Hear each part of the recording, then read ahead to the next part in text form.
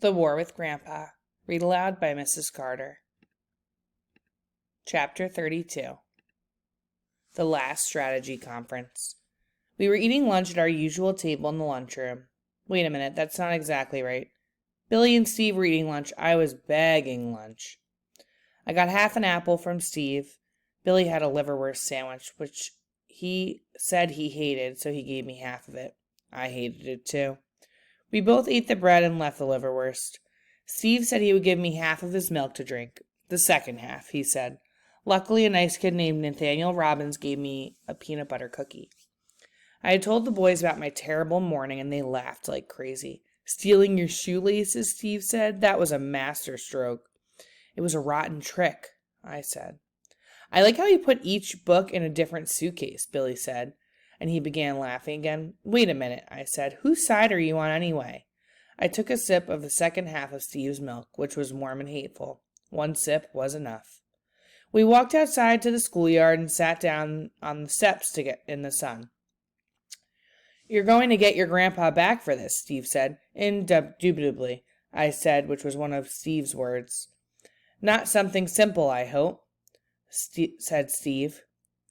I think this calls for a massive retaliation. It won't be something simple, I said. You've got to really get him this time, Billy said. Get him how? I asked.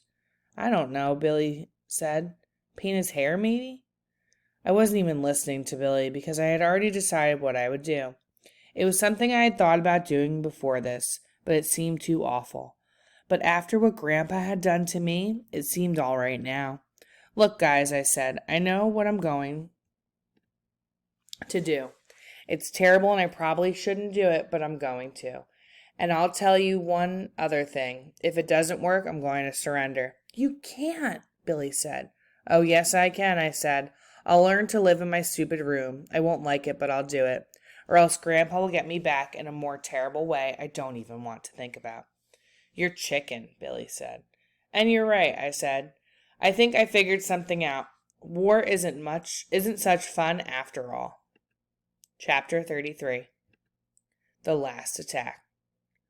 The first thing I had to do was make Grandpa worry. I couldn't forget how nervous, make that terrified, I was while waiting for Grandpa to drop the other shoe. Now I'd give him back some of his own medicine. I kept saying things to him like, How are you, Grandpa? He'd say, Fine, then I'd say, Just wait. I also developed this weird laugh. Heh, heh, heh. It sounded nutty even to me. So when I'd pass him on the stairs, I'd turn around, look at him, and give him my heh, heh, heh. I don't know if it had any effect or not, but it made me feel good. I waited through all of that week he'd made me almost late for school. I didn't want it to be a school day when I got my revenge. I wanted to be home so I could see everything that was going to happen. On Friday night, as I'd done once before, I set my alarm for the middle of the night. Sneaking down the dark, spooky stairs was a lot easier this time. The house was quiet, but I was even quieter.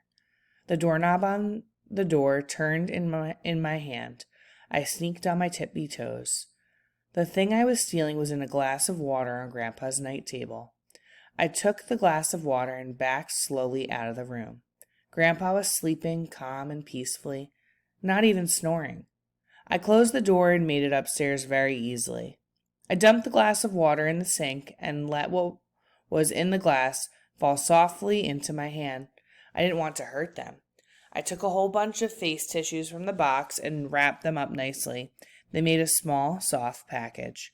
I had already figured out my hiding spot. There's a large garment bag in the closet of one of the attic rooms.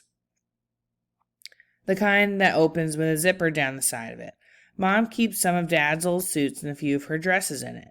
I slid open the zipper and found a pocket in one of Dad's jackets and put the package inside.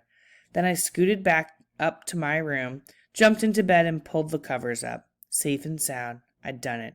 Now I'd have to settle back and get some sleep, because there was sure going to be a lot of excitement in the morning. Grandpa was going to be very, very angry when he woke up, and I couldn't blame him. It's a really disgusting trick to steal somebody's false teeth.